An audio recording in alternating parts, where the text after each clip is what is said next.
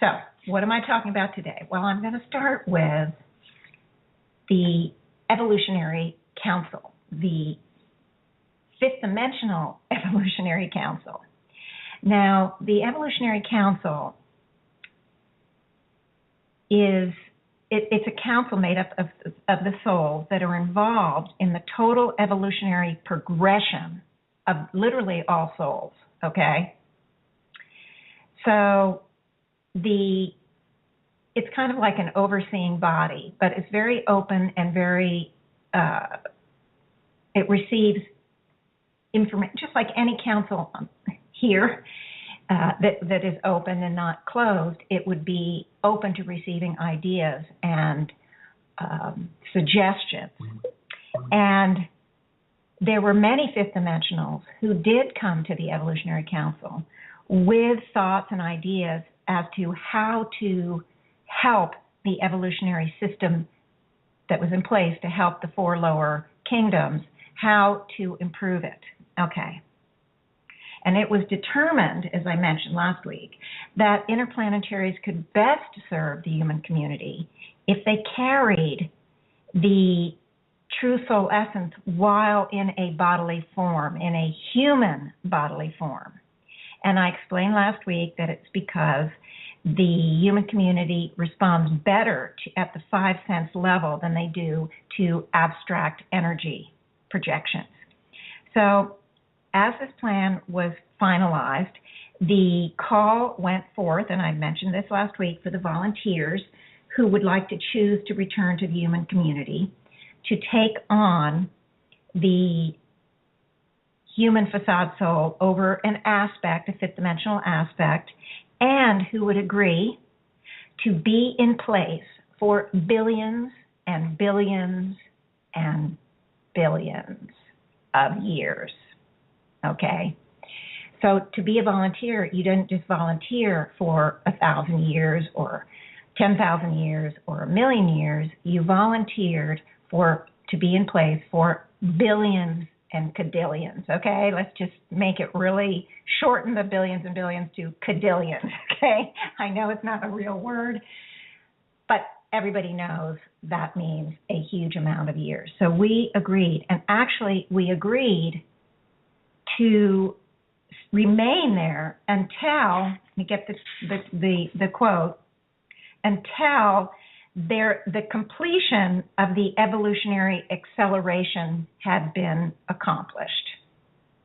Okay, now I'm not sure exactly what that is. I do have a feeling that I know, but I'm not talking about it today because that's another whole huge topic.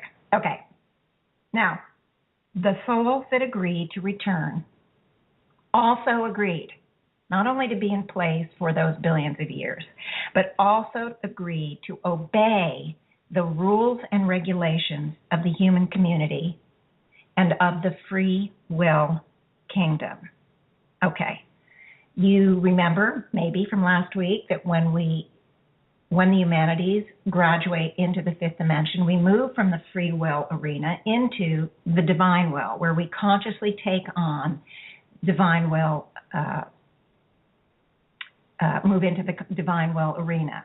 We agree to take that on in a conscious way. And now, of course, divine will, and I explain this really well in my book, divine will, it means something quite different than we think of as will. So don't get nervous, guys.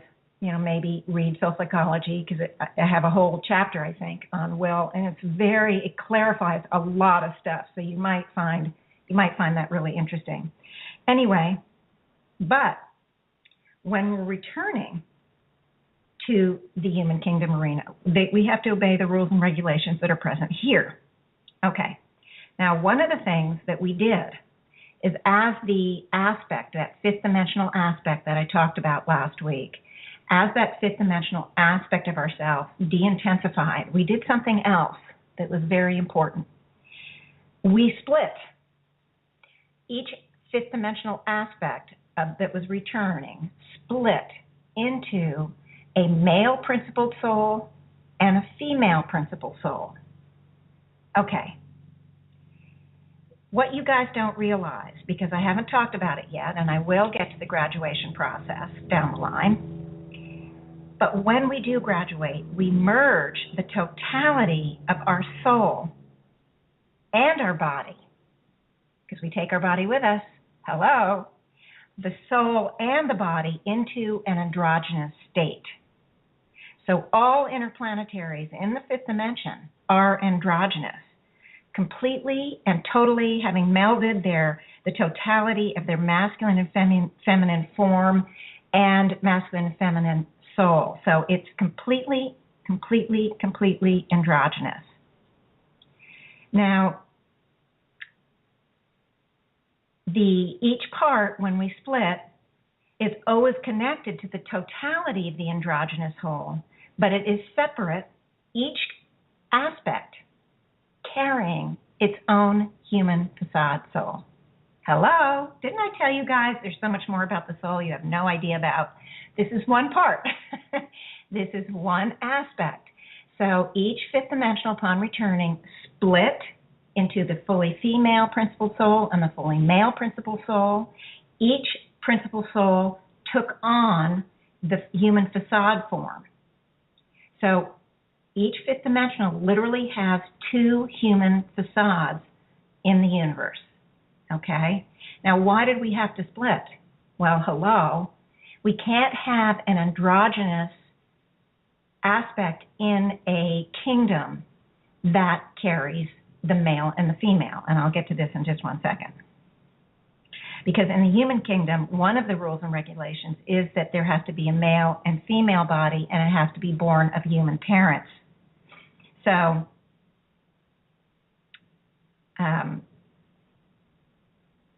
okay, wait a minute. Okay, so it's important that we split into the two parts of the soul and of the fifth dimensional soul, and that we each take on the human facade. And so there's two souls. Now, the higher self, and this is going to be talked about more down the line, but the higher selves define twin soul as the two aspects that have split between of each true soul essence, each fifth dimensional soul. So when it splits into a female principal soul and a male principal soul, and they take on the facade body, those two aspects are considered twin souls. And there's a lot of information I want to give you on twin souls. This is something very different than soulmates, according to the higher self. And it's just their terms and how they define it. So don't get worried about it or hung up on it, or it may conflict with something else that you've heard about with twin souls, or maybe it explains something else you heard about twin souls. I don't know. But that's what the twin soul is.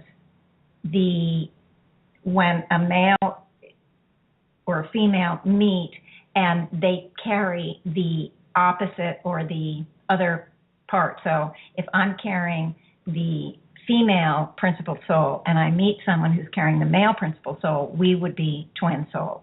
Okay, and you do meet your twin soul. It does happen, and I'll explain way more about that down the line. But I did want you to understand that. Now, because we have a facade human soul that carries both the female nature and the male nature, we do incarnate in the human kingdom as men and women, both. No matter whether we're carrying at the true soul essence, the female principal soul, or the male principal soul, that does not determine which kind of body we take on in our reincarnated lives. So, okay. All right. Now, I want to answer Robin's question here. She says she had the question about when you take on the human facade, does it go back to the fifth dimension, or if it wants to, in between lives? And so what I'm going to say is, well, in fact, no. It has volunteered to be in the human arena for these billions and cadillions of years, and it does, when it lays aside the body, it moves into the human kingdom heavens.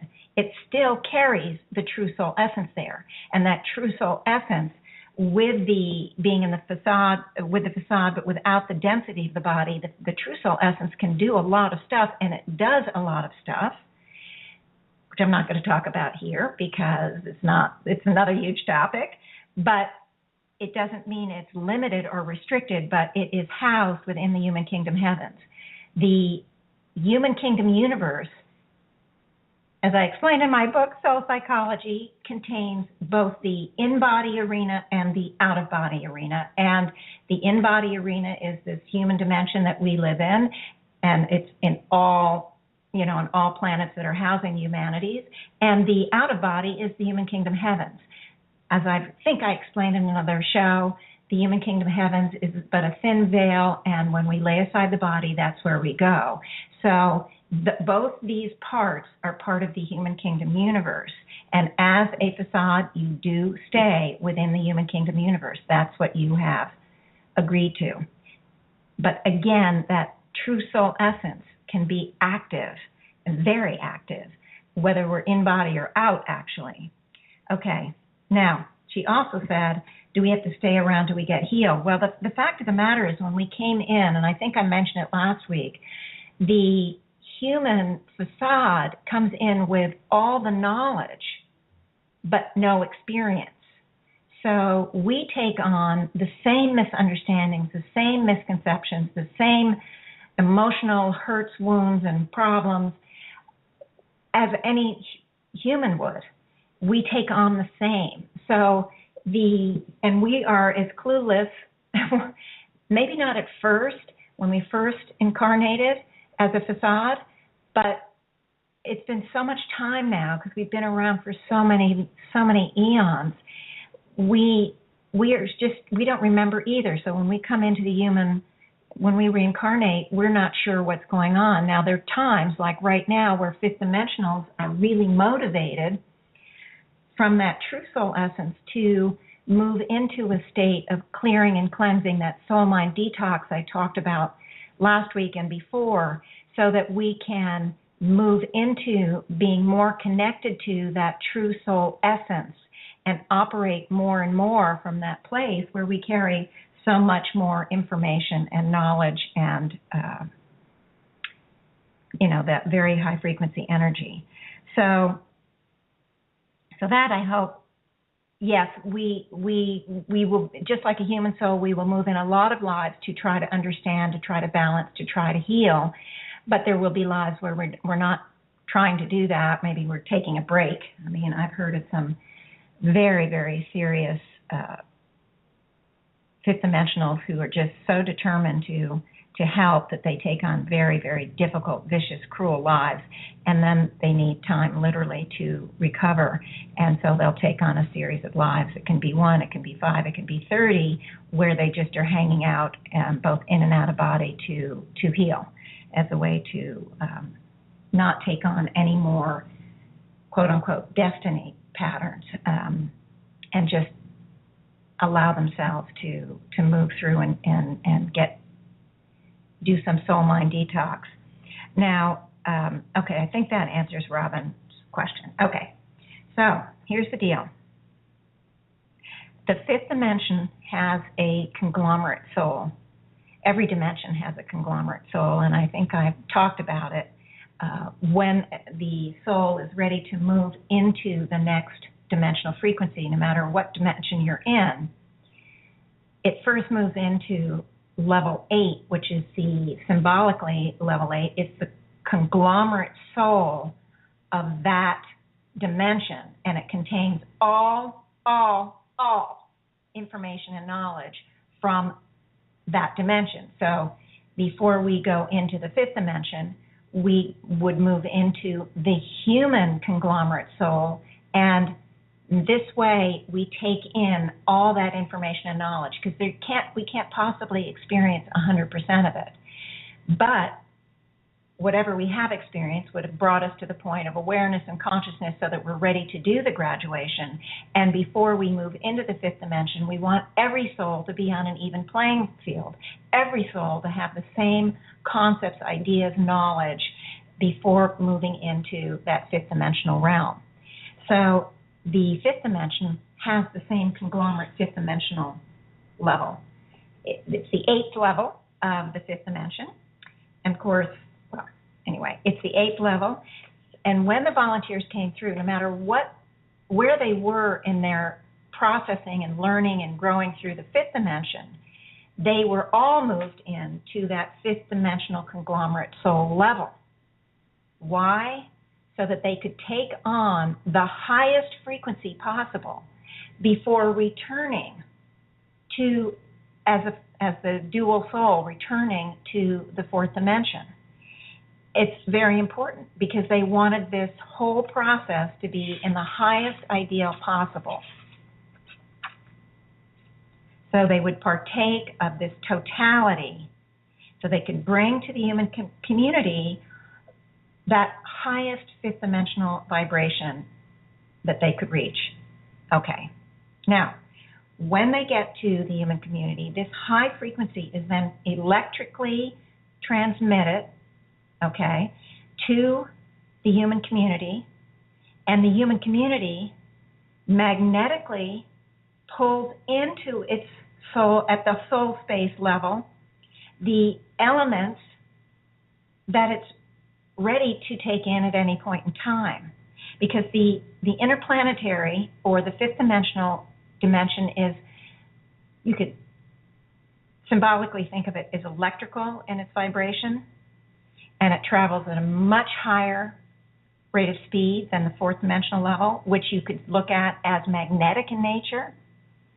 So the magnetic soul is pulling in the higher energies, what the soul is ready, whatever the energies it wants, and this causes that soul, and I did explain it a bit last week, this causes that soul to move faster because it has that innate desire to catch up with that higher frequency. So by having the fifth dimensionals in place in a bodily form, giving out that electric energy from that very high frequency 24/7 from the true soul essence, it provides that energy for any and all souls that are ready to partake of it, whatever they're ready. Now, remember that it's the choice of the human soul to take it in or not. And this is important because, remember I said the interplanetaries have to agree to the rules and regulations of the free will kingdom, which means they cannot trespass. Remember, interplanetaries come from the divine level. Divine level energies never trespass the free will. So the true soul essence, that energy, that part of us, is not going to trespass, because the way the system is set up is through this electrical magnetic thing. So it's the human soul that determines whether it's going to magnetically draw in any of that higher frequency energy. Okay? So this is important because it enables all of us guys to, without consciously thinking, oh, am I trespassing or not, if that human soul is taking in that fifth dimensional energy, automatically we are not trespassing, because it is the human soul, and the human soul 100% that determines what it takes in.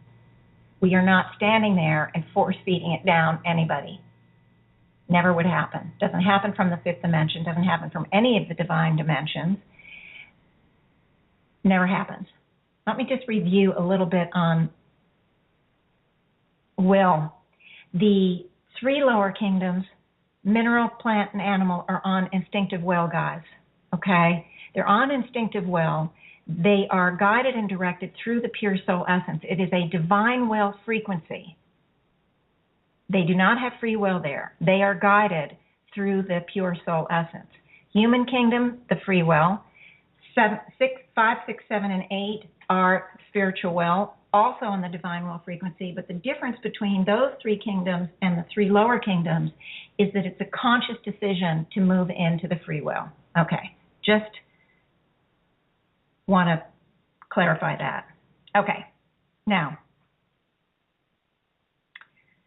where am I? All right, so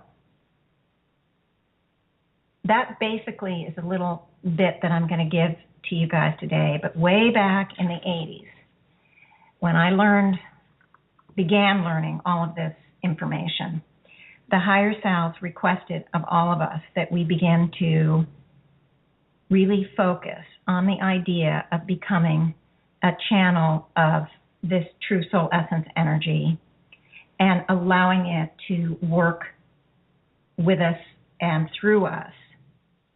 Now, why are they saying that? Because that energy is happening automatically. Well, I'm going to explain why. Because this true soul essence, this fifth dimensional part of us can't trespass. If we consciously work with the energies, we are consciously giving permission to and allowing those energies that are from the divine will level, we are consciously working to, we are consciously giving them permission to express. We are vehicles of expression in this dimension of those energies.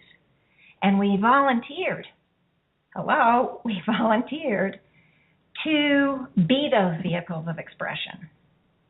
So I'm passing on the request that we all move to process and bring these energies in more effectively and more efficiently. And how do we do that? By giving permission, by doing the amalgamation, by focusing on, like I did last week, that true soul essence element that we carry. And by focusing on it, remember that focus of attention is the turn on switch. This is what gives permission. Very simple. Anybody can do it. And I'm just passing on that request and reviewing all this information. That request, I read that over again, and I remember it so strongly from when I was there.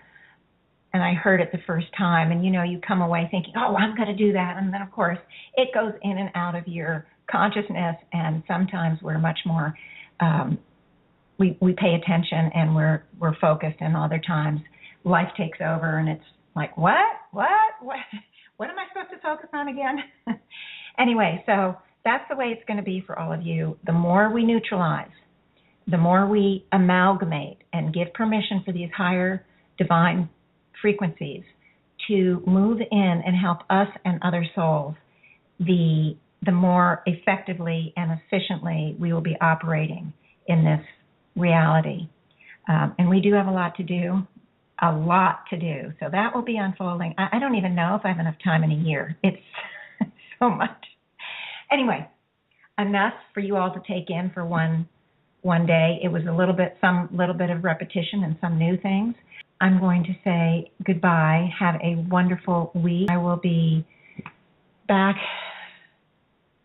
with more. Okay. Love you all. Bye-bye.